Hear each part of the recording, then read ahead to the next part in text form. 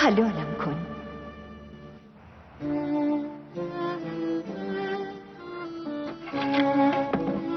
آره خانوم، حالشون چطوره؟ ما را سفر حج چطور بوده؟ اینقدر خوشحاله که حد نداره، همش دعا میکنه خداوند قسمت شما هم بکنه. انشالله. خب پس واسه چی وایسادی؟ زودتر را بیفت برو پیش مادره. چند روز هم دیگه رو ندیدین، حتما حرفای زیادی برای هم استاد ابراهیم شما دست تنهایی نمیشه. یعنی چی که نمیشه؟ خودم کارا رو یه جوری ردیفش میکنم. ممنون استاد، زنده باشی.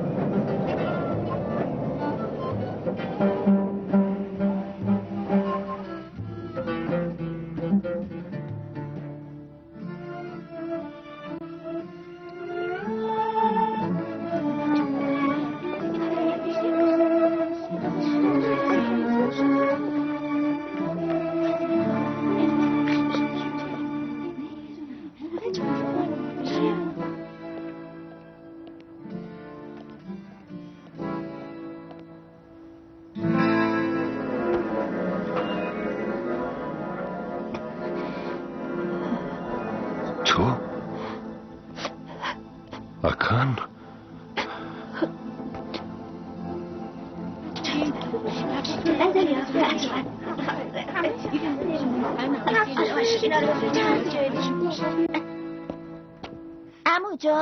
عمو جان مال شما افتاده؟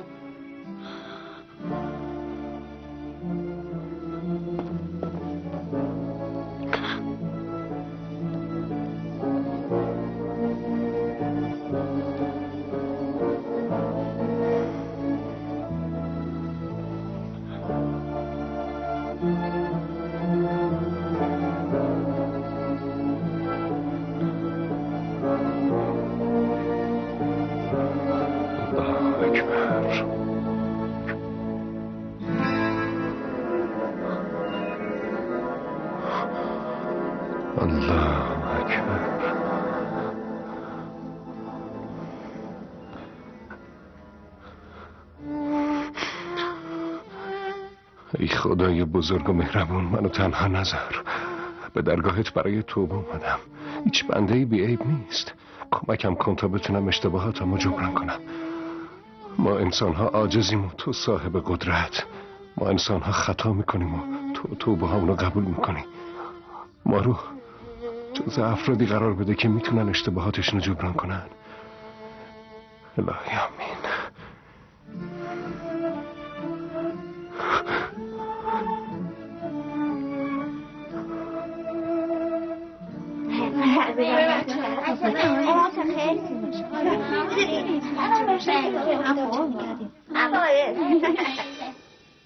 اعتقاد به آخرت انسانها رو از همین دنیا تحت تاثیر قرار میده بچه‌ها. مثلا ما انسانها زمانی که مرگ و پایان زندگی نمیدونیم، خودمون رو هنگام مرگ خواهر، برادر، مادر یا پدر با این باور تسلی میدیم که اونا میرن به دنیای دیگه. خب همتون متوجه شدین؟ بله.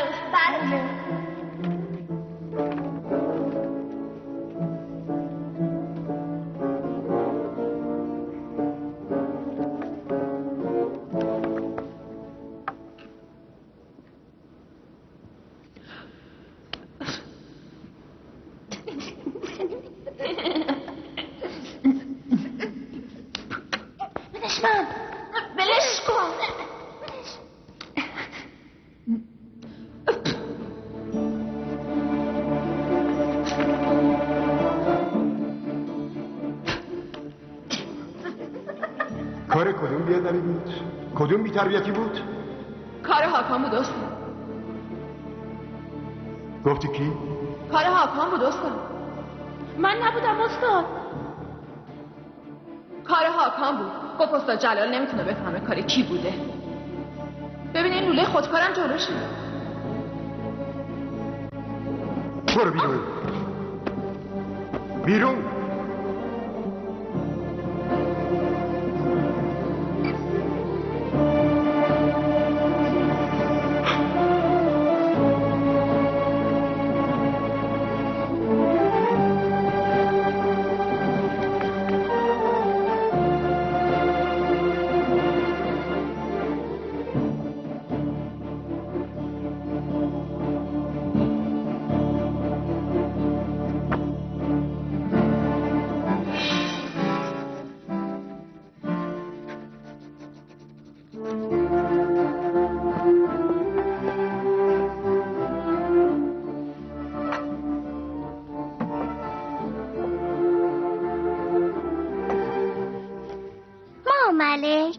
بله پسرم. اگه ما بمیریم همه چی تموم میشه. مگه میشه پسرم؟ ببین ما الان توی این اتاقی مگه نه؟ با هم بیا افه جون.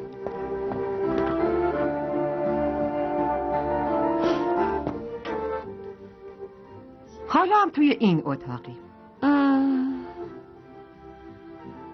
وقتی میمیریم فقط جامون عوض میشه، هیچی تموم نمیشه، هیچی پایانی نداره. فهمیدی پسرم؟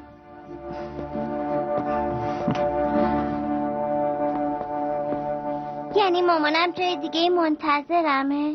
البته پسرم، اگه تو زندگی تو هم آدم خوبی باشی یه روزی میری پیشم.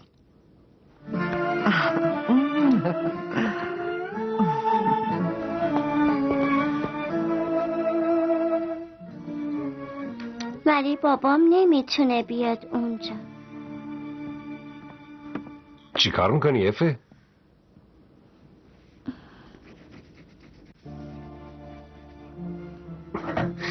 وای چه نقاشی قشنگی. برای اینکه این عکس بهشته. ببین پس اون کیه؟ اون بابامه. بابات برای چی پیش شما نیست؟ خب برای اینکه اون بده، تو زندونه. خب منم تو زندون بودم. ولی حالا که نیستی. تازه بابا منو دوست نداره، ولی باباها پسراشونو دوست دارن، پس معلومه که اون بابای من نیست. افه جون عزیزم، خیلی خوبه که آدم به بهشت ایمان داشته باشه، ولی این کار درستی نیست که عکس بهشت رو بکشیم و بنا به افکار خودمون آدم رو توش قرار بدیم. کاش بابا من مثل مامانم بود. مامانم خیلی خوب بود.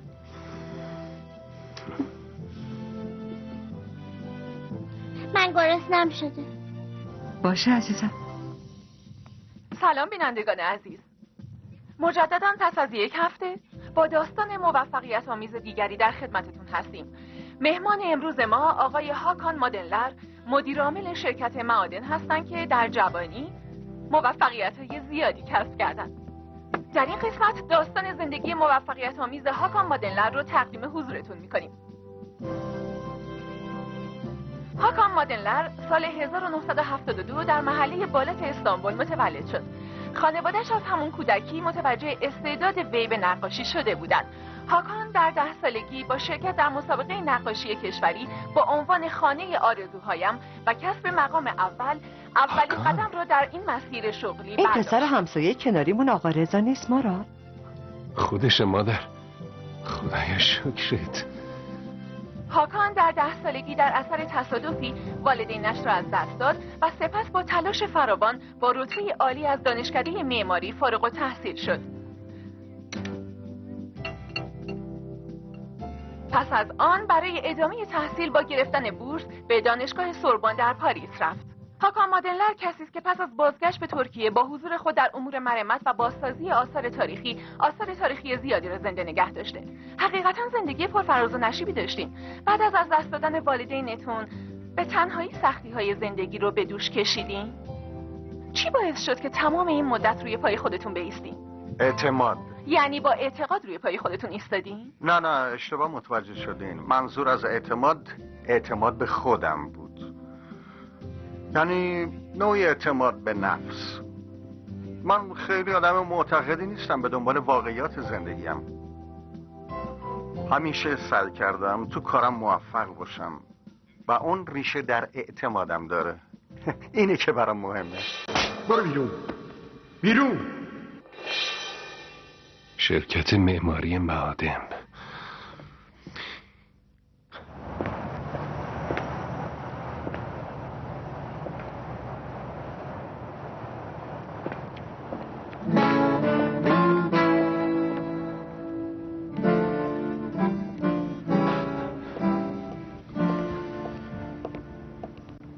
سلام. با هاکان مادنلر کار داشتم. با کی؟ هاکان مادنلر اینجا تشریف دارن؟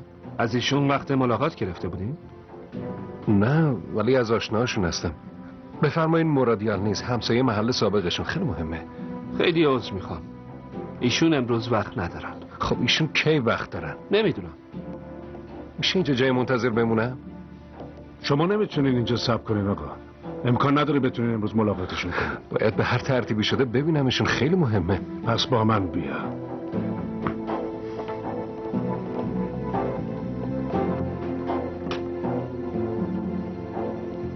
برو دم اون دیوار منتظر بمون، ماشینش که اومد جلوشو بگیر. حالا برو.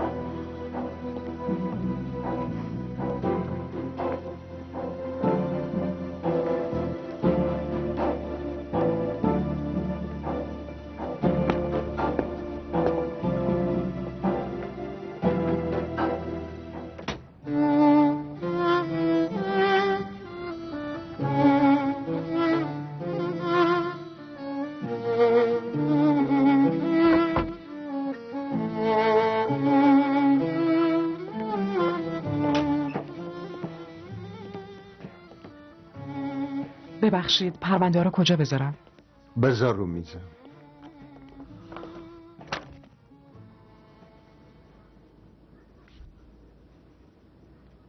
اون کیه؟ اونی که اونجاست. نمیدونم قربان.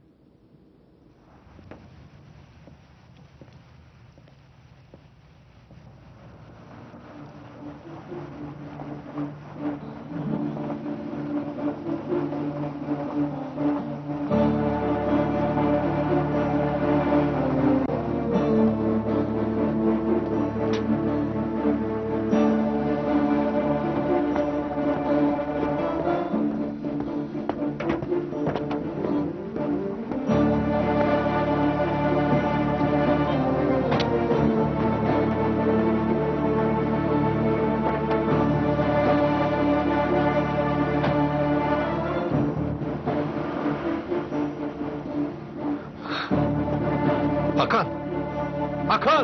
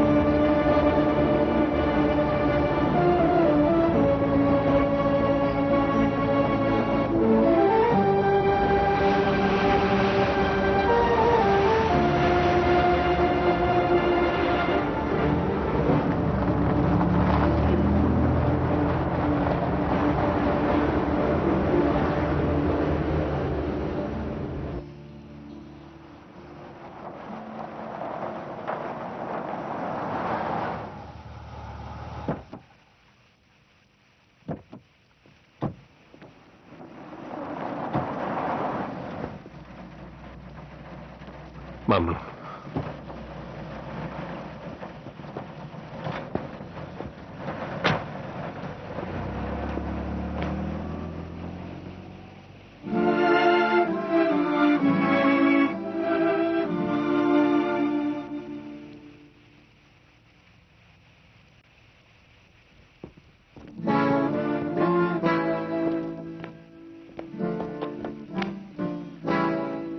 خوش اومدین آقا.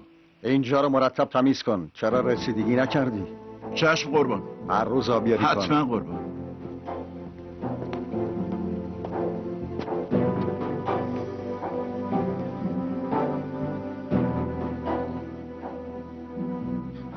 تو چی میخوای؟ چرا دنبال من میای؟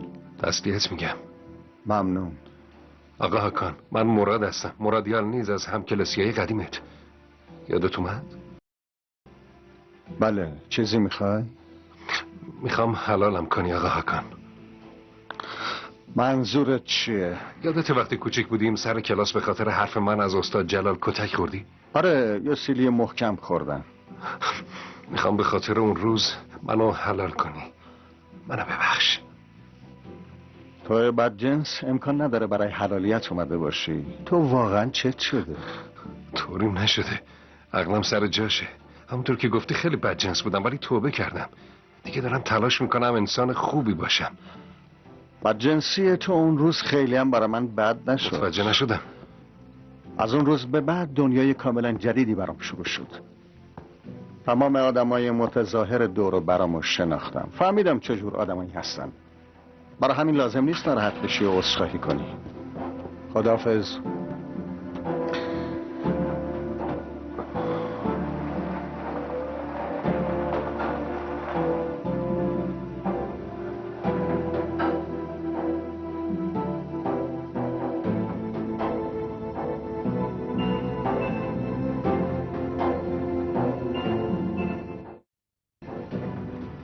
بله غمزه، دارم میام.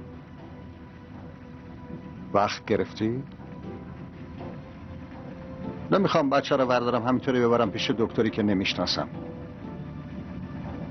گفتم نه غمزه، نه نمیشه. من تحقیقات لازم انجام میدم و بهت میگم کدوم دکتر بریم.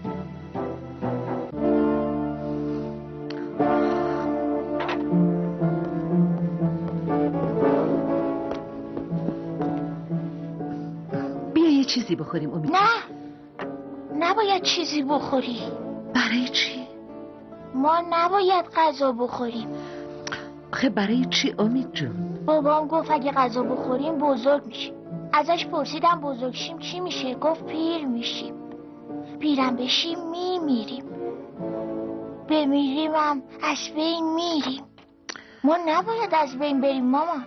نباید غذا بخوریم وگرنه میمیریم. سلام پسرم. حکان باهات کار دارم.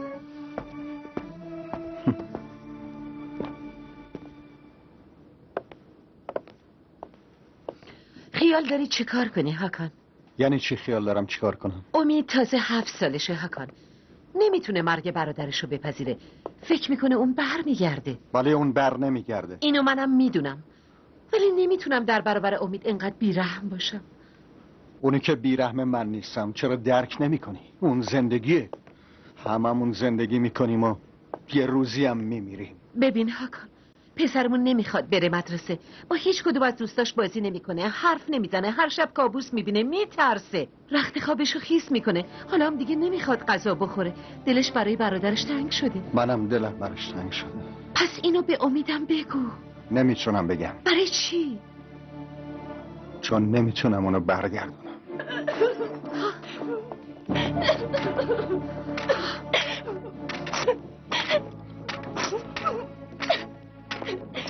امید ازتون متنفرم عزیزم. من برادرمو میخوام. غمزه بیا فوراً بریم دکتر. درو باز نمیکنه، جواب تلفن رو نمیده. والا منم چند روزه ندیدمش خانم. چی شده استاد ابراهیم؟ سونا اجاره رو نداده. گفتم بیام از شما بپرسم. دیگه اینجا کار نمیکنه. یه جای دیگه دنبالش بگردیم. برید از خودش بگیریم. باشه پسرم، چرا عصبانی میشی؟ چی شده؟ خدا منو ببخشه، اسمشو که میشنوم دیوونه میشم. صاحب خونش هم پیداش نکرده. آخه به من چه مربوط؟ پسرم تو آدم با وجدانی هستی، اینقدر زود عصبانی نشو و بعدم پشیمون میشی.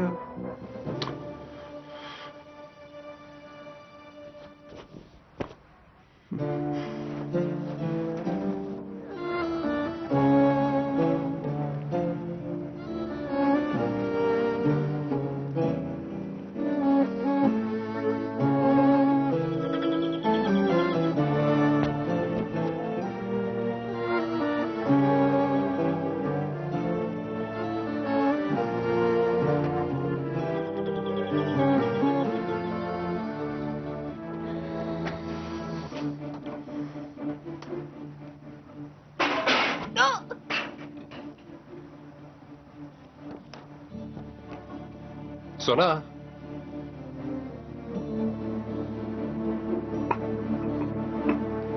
سونا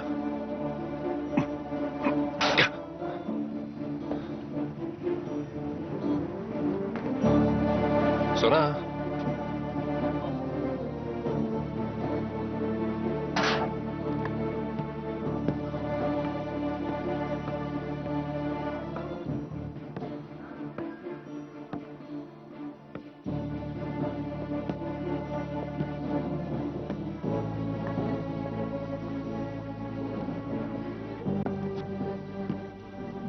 سونا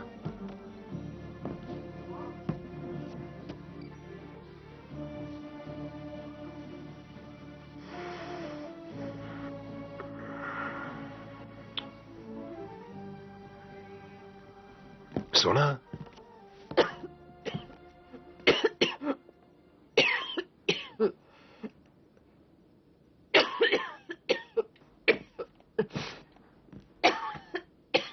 سونا چیه؟ حالت خوبه؟ نمیخواد دستم بندازی. چیه؟ برای چی اومدی اینجا؟ نمیخواستم بیام اون ابراهیم اصرار کرد. خب نمی اومدی. بلش کن. ای بابا چته؟ به جای اینکه تشکر کنه همش غر میزنه. باید تشکرم بکنم؟ اصلا به من توجهی نداری. همش به این اون میرسی. دست درد نکنه آقا مراد.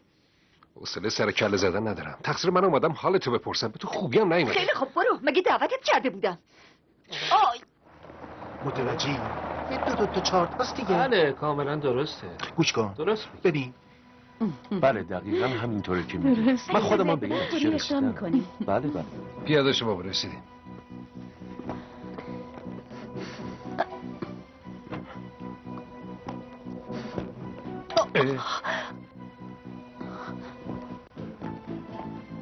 چی شده؟ خیلی حالش بده، مثل که تب داره. نگران نباش، با من بیا.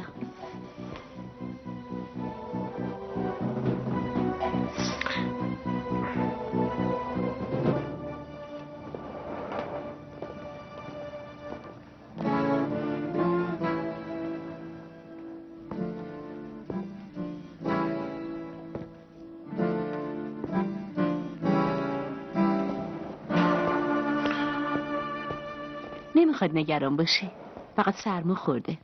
نگران نشدم، دیدم حالش بده گفتم بیارمش پیش شما. یعنی مثل همیشه دنبال کمک کردن به آدما.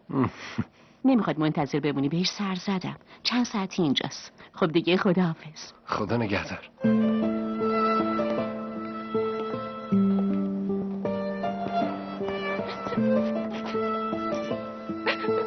عمو دکتر، بابا میگه من دیگه هیچ وقت داداشم رو نمیبینم.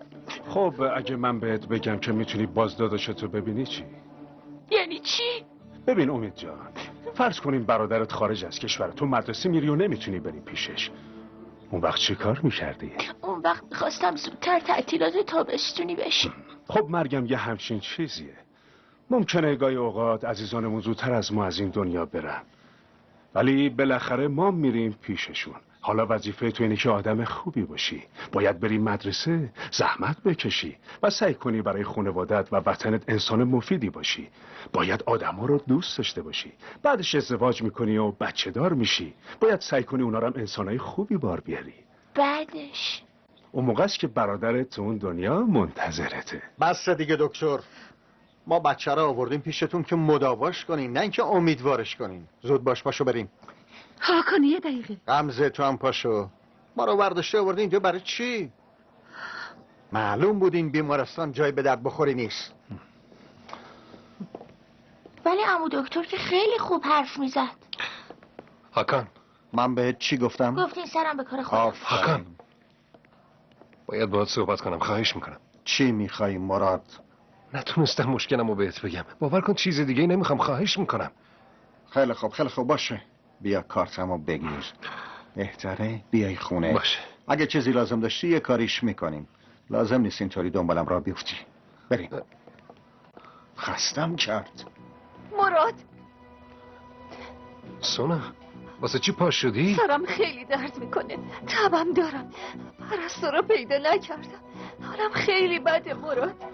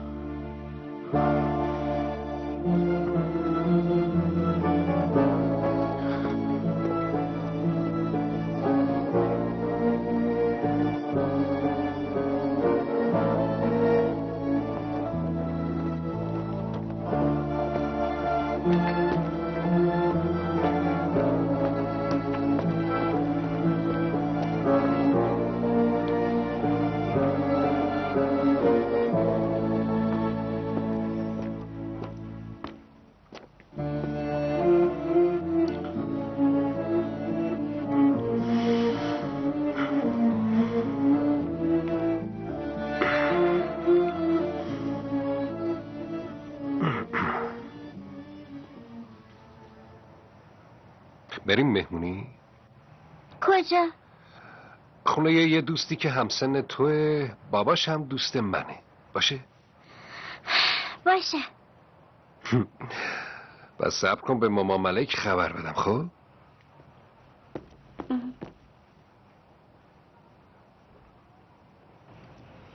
بیا پسرم، من گلرم. بزن زود باش دیگه. خیلی خوب. یا خب الان شوت میکنه. آها بگیر ببینم. بزن دیگه، بزن. آفرین. آها اینطوری. زود باش بزن. بیا افه. نوبت تو. بزن. خب حالا من شوت میکنم. بگیر. بزن. بیا. بیا.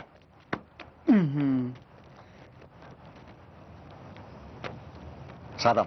سلام، من ایفه هستم. منم امیدم. توپه توه؟ آره. من بازی کنم؟ به سرته؟ آماده ای؟ نه. آره. امانت دوستمه، پیش ما زندگی میکنه. بچه خوبیه. به هر حال وقت زیادی ندارم. باشه. زود باش امید، بگیرش. بزن. بگیرش امید. خب بیا.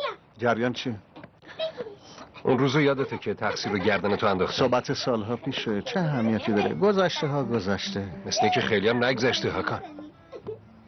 مراد تو این 25 سال اتفاقات زیادی افتاده. مادرم رو از دست دادم، پدرم رو از دست دادم، پسر بزرگم ایکلر رو از دست دادم. در برابر اینا یه سیلی که چیزی نیست. خب چطور تونستی این همه رنج رو تحمل کنی؟ متولد میشیم و میمیریم مثل همه موجودات. به خاطر اشتباه منه که اینطور فکر میکنی. از یه نظر درسته. با فردی که زندگی ما عوض کرد روبرو شدم.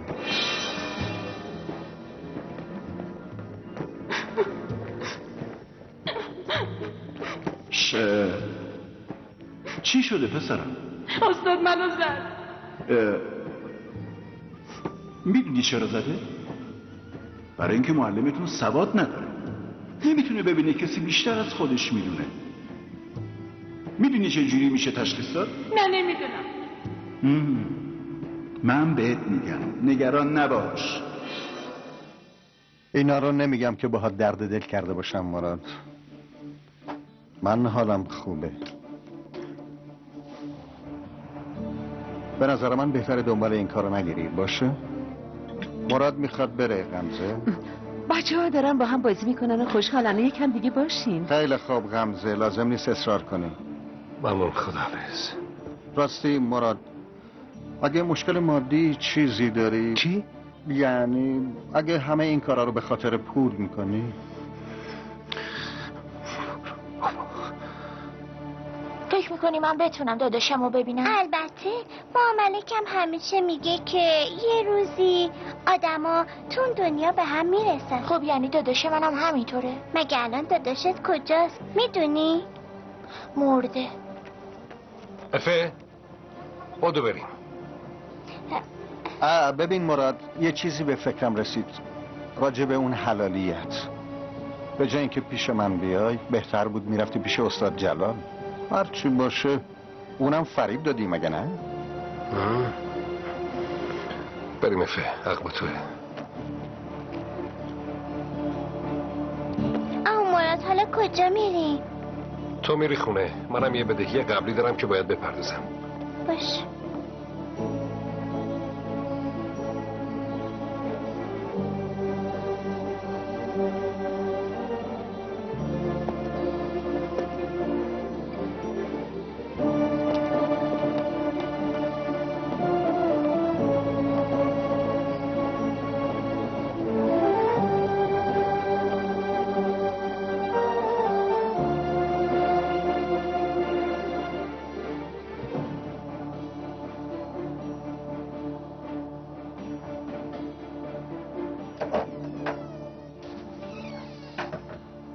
سلام علیکم.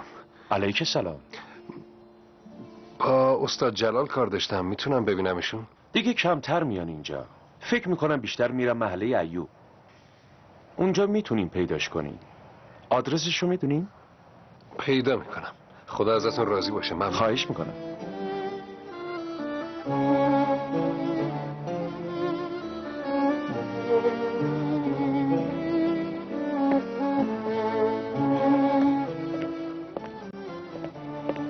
سلام علیکم. و علیکم السلام. بفرمایید با کی کار داشتید؟ با استاد جلال. گفتن اینجا هستن. مرشد من؟ بله استادم. بیا مهمون داریم. صنعت ابروباده نه؟ بله. قراره به چه شکلی در بیاد؟ انشاءالله که زیباترین شکل ها بشه.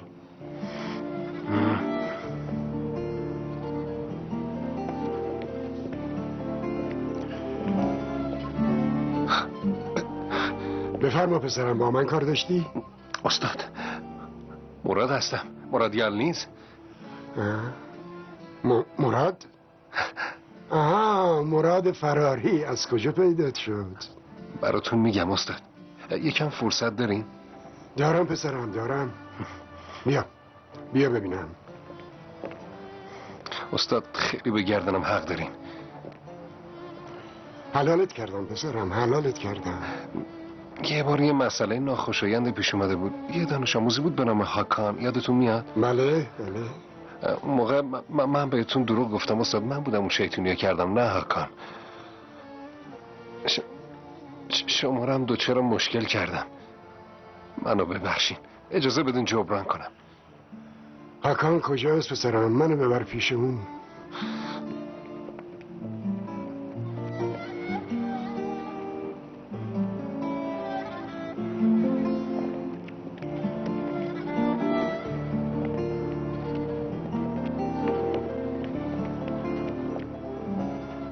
استاد اجازه بدین یه سوالی بکنم.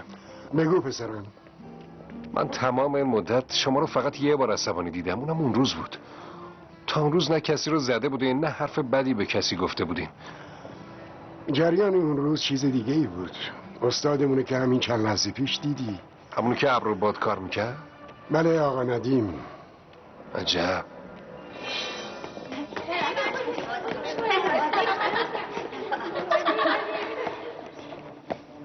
باز که این ساختمون قدیمی رو پر از بچه کردیم. مگه چه ضرری داره؟ از یادگیری که کسی ضرر نمیبینه. مگه اینجا چی آموزش میدی؟ همش چیزای تکراری. بچه ها مغزشون کشش این حرفا رو نداره. اگه اینطوره تو با حرفای بهتر آموزششون بده. هرچی باشه تو هم معلمشون هستی. برای چی اینقدر کینی به دل گرفتی؟ برای چی؟ اگه میدونستیم بچه ها میتونن تعلیمات بهتری ببینن این سوالو نمیکردیم. میدونی داری با آیندهشون بازی میکنی. چی گفتی؟ درست همینجاست که داری اشتباه میکنی. در آموزش‌های عقیدتی انسان‌ها یاد میگیرن که با ایمان و اعتقاد مسیر زندگی رو خودشون تشخیص بدن. اون وقت نسبت به انجام رفتار و اعمالشون مختارن. فکر نمی‌کردم یه روزی آدم با سوادی مثل شما چنین حرفایی بزنه. از شما بعیده. نمیخواد موعظه کنیم. کاری که اینجا میکنی هیچ سودی نه واسه ما و نه واسه کسی دیگه‌ای داره. اینو هم خودت میدونی همین بچه‌ها. 2 دقیقه پشتتو بکن ببین چقدر به تو آموختاد احترام میذارن آقای ما.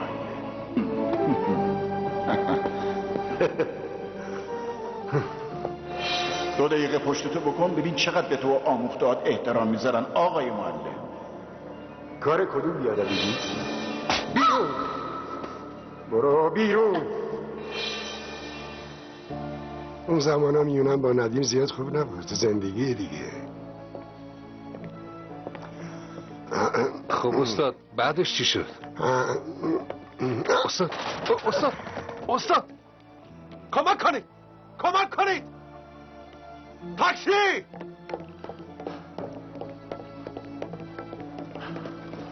مراد چی شده؟ نمیدونم مروه، یه دفعه از حال رفت. سریعتر. خدایا خودت کمکش کن.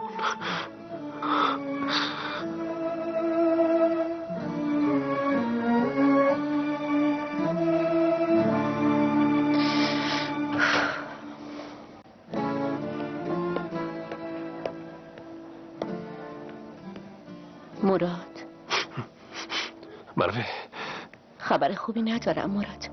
پرونده پزشکی آقا جلالو بررسی کردیم، مریضیش خیلی حاده. برای مداواش هر کاری لازمه بکنی. تمام راه‌های امتحان شده. اون خیلی وقته که با این بیماری درگیره. متاسفانه پزشکام نمیتونن کاری بکنن. داره میمیره.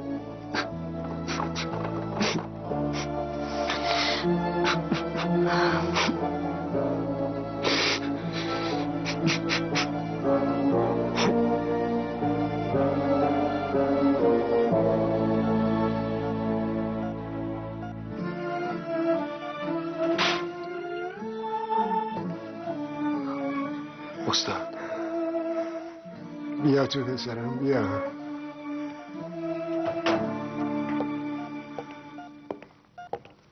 بشین. ببینم تو گریه کردی؟ استاد من مرگ و زندگی دست خداونده پسرم. در حق اون بچه خیلی بد کردم. خداوند منو ببخشه. کاش اون روز دستم میشکست. تقصیر من بود استاد، همش تقصیر من بود. تو بچه بودی، من نباید این کارو میکردم. به هر حال بزرگ کوچک بودن خطا به کنار، من ازت یه خواهشی دارم پسرم. امر بفرمایید استاد. مشخصه که نفسهای آخرمه. هاکانو بیار پیش من. میخوام قبل از اینکه خیلی دیر بشه امانتی که پیشم داره بهش بدم.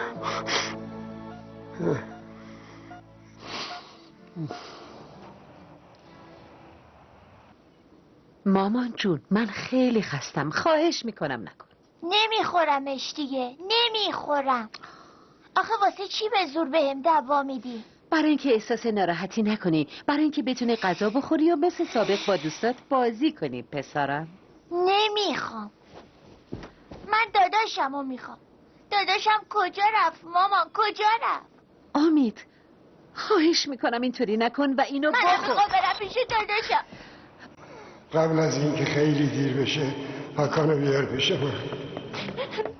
امید بایستا ببینم. بلم کن، میخوام برم پیش داداشم. امید آقا مراد لطفا نذاریم بره. امید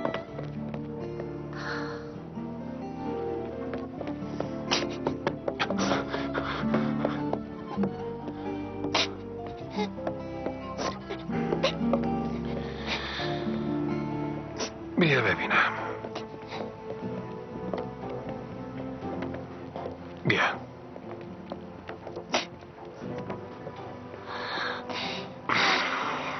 خب بهم بگو چی میخوای؟ داداشمو میخوام.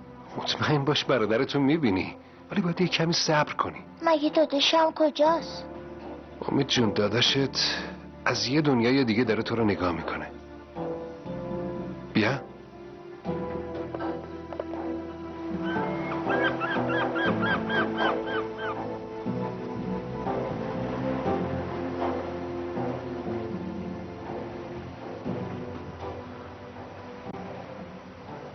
ببین الان غروبه، یکم بگذره شب میشه.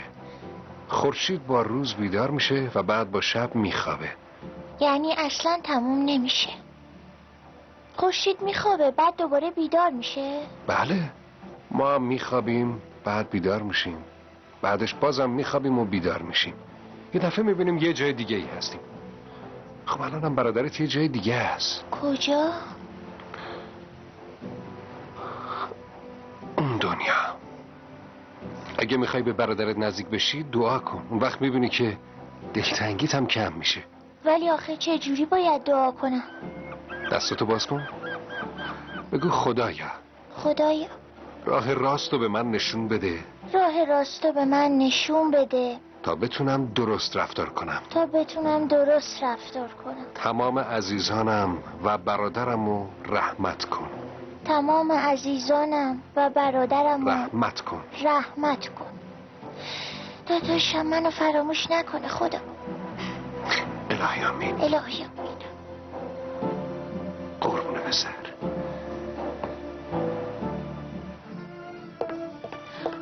امید پسرم. مامان دیگه میدونم وقتی دلم واسه داداشم تنگ شد چی کار کنم. چی کار میکنی؟ دعا میکنم.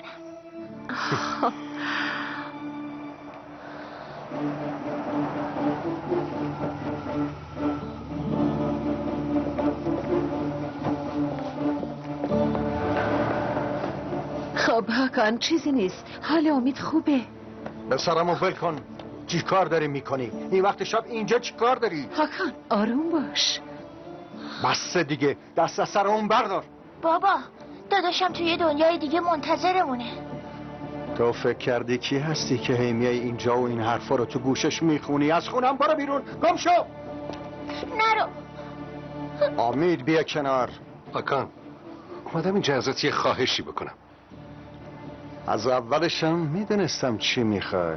بیا بگیر، دیگه هم مزاحم نشو. دیگه بهت اجازه نمیدم اینطوری با هم رفتار کنی. فکر کردی همه چیز تو این کاغذ پاره‌ای که داری بذل و بخشش میکنی خلاصه میشه؟ آره؟ غمزه فوراً به پلیس خبر بده. متوجه نیستی داری چی کار میکنی هاکان؟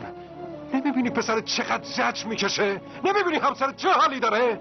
از شدت غرور و بیرحمی کور شدی و دیگه هیچی رو نمیبینی. به زودی از بین میری. قسم میخورم اگه یه بار دیگه با این مسخره بازی جاهلانت بخوای فکر پسرمو مشغول کنی بیچارت میکنم. بفهم چی داری میگی؟ بفهم. کبر مثل پرده‌ای جلوی چشماتو گرفته و قادر به دیدن چیزی نیستی. داری خودتو فریب میدی. داری زندگی تو با بدبختی میگذرونی. با بدبختی. کسی که اعتقادشو فراموش کرده چی به دست برده؟ کسی هم که ایمانشو پیدا کرده چی از دست داده؟ تا حالا از خودت پرسیدی؟ از اینجا برو بیرون، گم شو. سرکار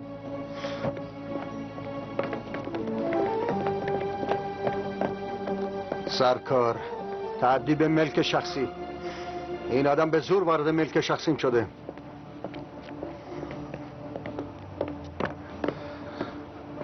اومده بودم پیغام استاد جلال رو بهت بدم.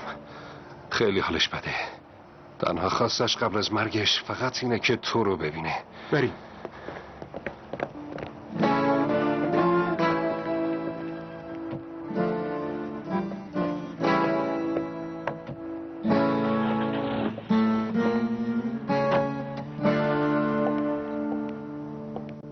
دارن پرونده تو میارن. خونه هاکان مادنلر چی کار داشتی؟ هاکان دوستمه. یا بهتر بگم دوستم بود. خونت کجاست؟ محله زمرد تپه. محدوده آسمه. صبر کن، حالا معلوم میشه کی هستی و چه کاره ای. به خودتون زحمت ندین. سابقه خوبی ندارم. خیلی وقت نیست که از زندان آزاد شدم. بندازش تو بازداشتگاه.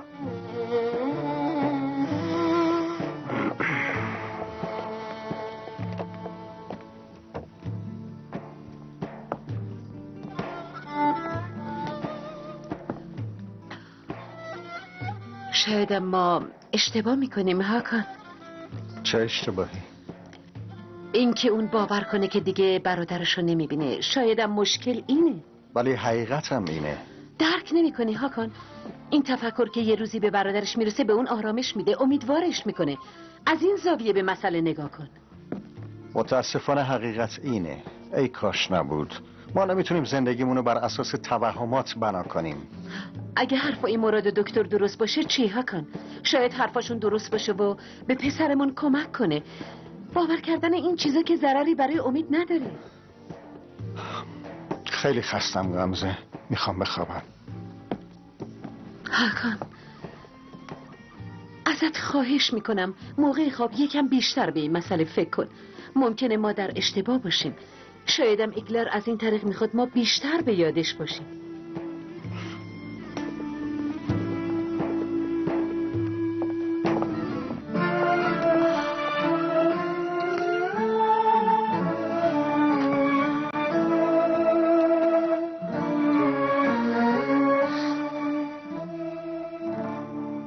بابا پسرم. بابا من خیلی خوشحالم. اما مراد چیزای خوبی برام تعریف کرد. دیگه خوب میدونم که داداشم منتظرمه.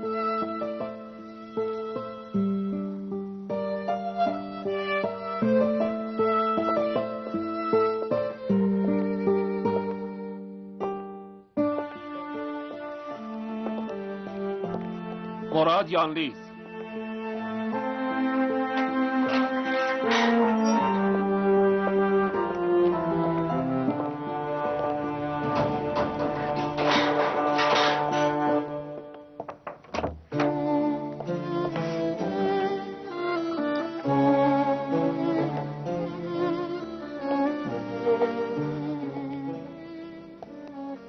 آقای هاکان شکایتشو پس گرفت. کمیسر آسم هم ضامنت شد. آزادی. ممنون. خداحافظ. ای مراد، صبر کن. متشکرم جناب کمیسر. من دیگه باید برگردم اداره. خداحافظ. خداحافظ.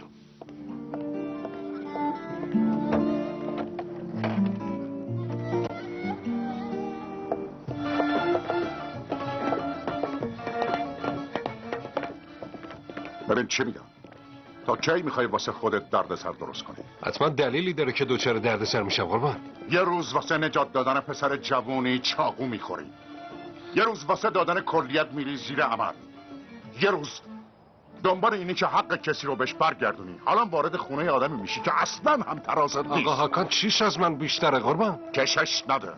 ببین چی میگم، باید از هاکان دوری کنی، فهمیدی؟ نمیتونم قربان. یعنی چی که نمیتونی؟ به یه نفر که تو بستر مرگ قول دادم.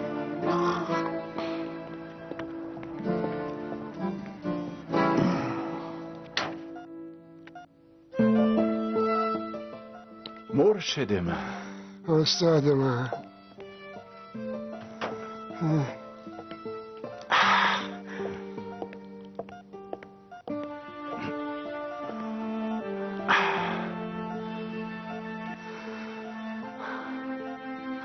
هر بار که چشم میبندم قیافه اون بچه رو میبینم.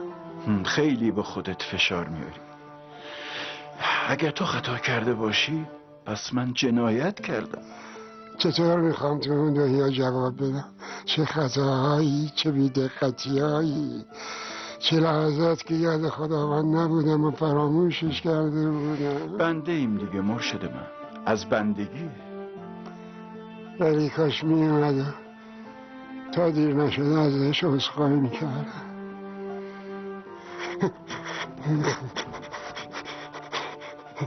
مرشد من، مرشد من، مرشد من، خانم پرستار، خانم پرستار.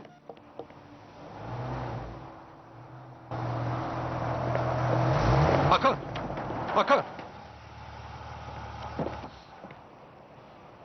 دیگه بلای جونم شدی یا کاری نکن از پس گرفتن شکایتم پشیمون شم. استاد جلال داره میمیره. این کارو نکن. بیا بریم. مطمئن باش پشیمون میشی. تو زندگیم هر کاری که کردم پشیمون نشدم، بازم نمیشم. فهمیدی چی گفتم؟ خب دیگه از اینجا برو. نمیرم. باید با من بیای. بچه ها این از اینجا دور کنین. هاکان، هاکان گوش کن. غرورتو بذار کنار. غرورت تو رو به گمراهی کشونده. بریم دیگه، زود باش. داری اشتباه میکنی هاکان. تو چند وقته که خواب راحت نداری هان؟ زود باش، زود باش. کسی که امیدی به زندگی آخرت نداشته باشه چطوره میتونه تو این دنیا راحت بخوابه هاکان؟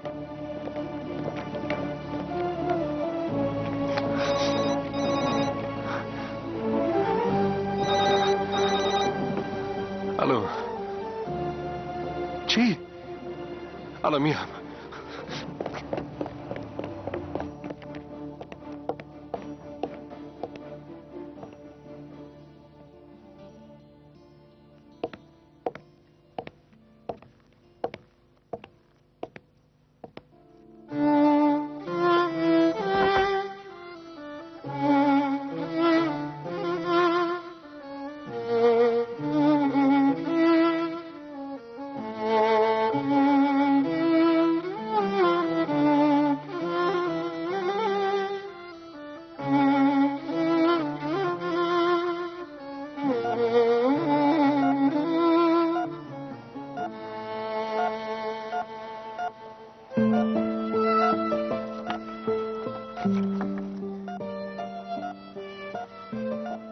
اگه تو نبودی من گمراه شده بودم و کارم تمام بود.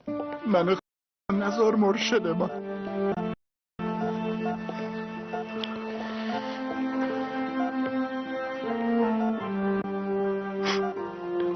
استاد مراد، هاکان آوردی؟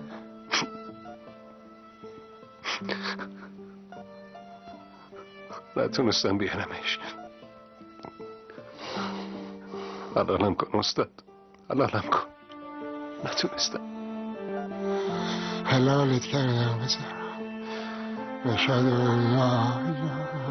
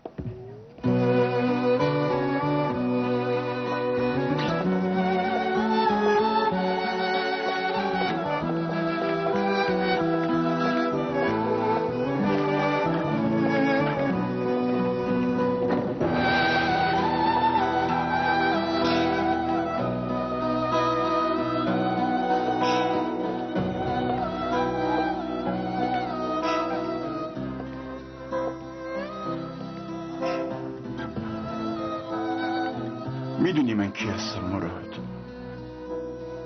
اون روز که هاکان از کلاس اومد بیرون شما بیرون منتظرش بودین مگه نه؟ همینطور. آفرین.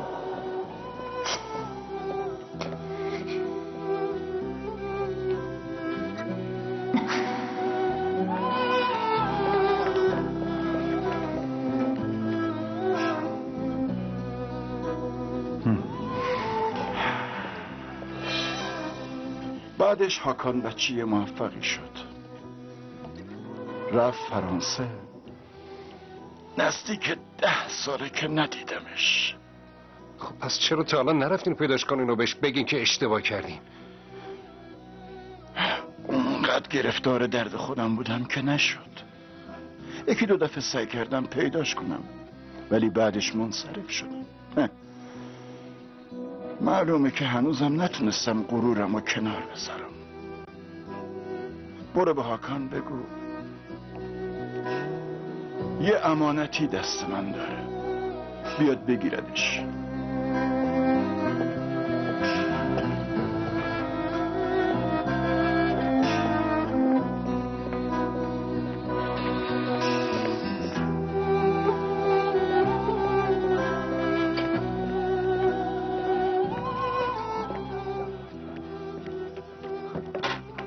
هاکان.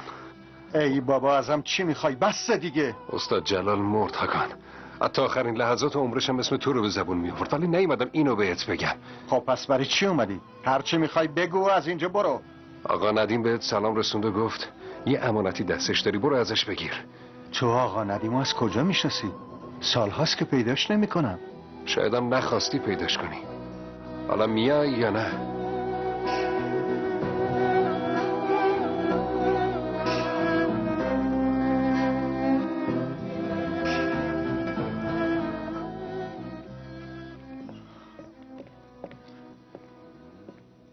سلام استاد ندیم.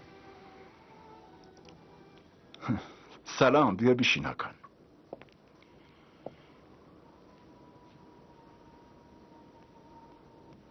هفت سال پیش آخرین روزهای تدریسم خیلی خوشحال بودم. خانواده‌ای داشتم، یه همسر، یه پسر. یه روزی که از مدرسه برگشتم خونه، در رو باز کردم و رفتم تو. هیچ کسی خونه نبود. غذامو خوردم. تو اتاق پسرم یه نور عجیبی دیدم. یه ترسی وجودم رو گرفت. بلند شدم رفتم اتاق پسرم. پسرم اونجا بود. اون مرده بود. بعدش زنم خیلی تحمل نیاورد و از دنیا رفت. بعدش خودم، من اونقدر داغون شده بودم که نگو. افتادم از پایینم پایین تر افتادم. باعث مرگ پسرم من بودم.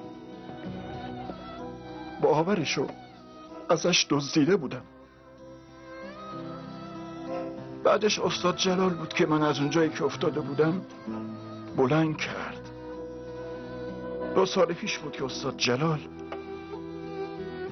اومد من از گوشه میخونه برداشت و برد پیش خودش. روزهای زیادی از من نگهداری کرد. ببین این آبو ببین، کثیف، کدر. این دونه ها، این رنگ ها همشون قاطی پاتی دیده میشن، ولی زندگی همشون نظمی داره، اراده و شعوری داره. کاملا معلومه. اون روز برات از تاریکی گفتم، در حالی که من تو رو توی تاریکی فرو بردم. عین همون کاری که با پسرم کرده بودم. استاد تو هم همین کارو با پسرت نکن. اولاد امانتی از جانب خداوند در دست والدین. امید رو از اون نگیر. هاکان، چیزی رو که ازت دزدیده بودم بهت پس میدم.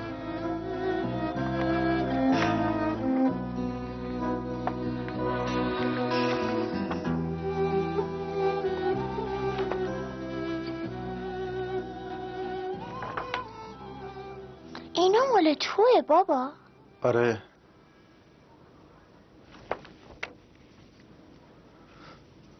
اینو تو کشیدی؟ آره پسرم. خیلی قشنگه. اینجا کجاست؟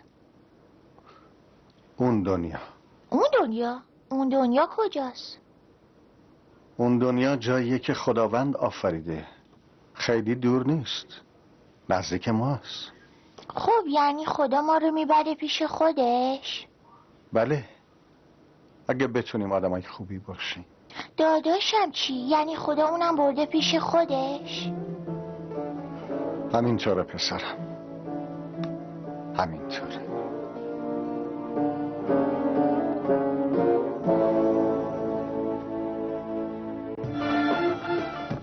باشه خیلی خوب. افه حدس بزن کی پای تلفنه. الو بابا، کجایی؟ من با تو قهرم. آره؟ مگه قرار نبود زود بیای؟ تو خواب دیدمت بهم گفتی خیلی دوست دارم. بابا جون منم تو رو خیلی دوست دارم.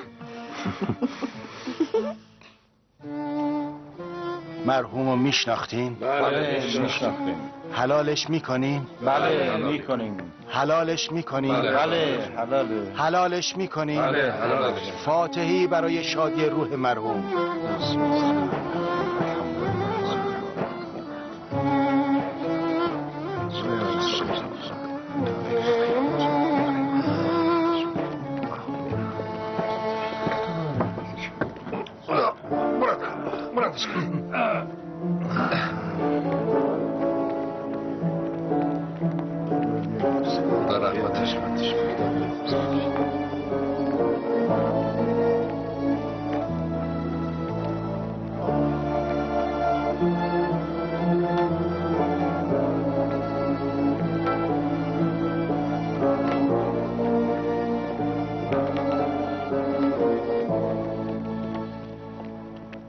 مراد،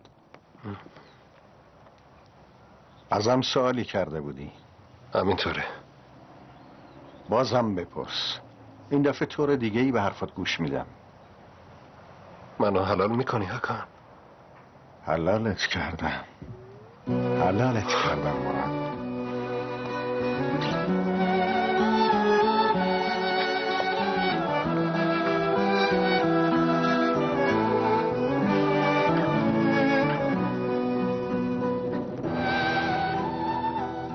کی میرم پیش مادرم عمو مراد؟ نمیدونم، هر وقت خداوند بخواد. خدا همه آدم ها رو میبره پیش خودش؟ افه جون، فرض کنیم یه قصر خیلی با ارزش و بسیار گرون قیمتی وجود داره. خب فکر میکنی این قصر برای چی ساخته شده؟ برای اینکه توش زندگی کنن عمو مراد. خب اگه بهت بگم این قصر رو برای این ساختن که توش دینامیت کار بذارن و منفجرش کنن چی؟ چرا عمو مراد؟ واسه این کار که قصر نمیسازن. همین دیگه افه. انسان مخلوق با ارزشیه. اگه بهشت نباشه همه آدما میرن یه جا. این درسته؟ نه. بهشت برای اینه که انسانای مؤمن و با خدا به جایی که واقعا بهش تعلق دارن فرستاده بشن. حالا فهمیدی؟ فهمیدم. خب پس عزیزانمونم با ما میان بهشت؟ اگه ما عزیزانمونو برای رضای خدا دوست داشته باشیم و اونا هم ما رو اونطوری دوست داشته باشن، خدا ما رو به هم نمیرسونه؟ میرسونه. ولی من بیشتر دلم میخواد مامانم رو ببینم عمو مراد. اونم تو بهشته. خداوند دعای بچه ها رو خیلی دوست داره افه. هر روز برای مادرت دعا کن. انشالله که جای اونم تو بهشت افه جان.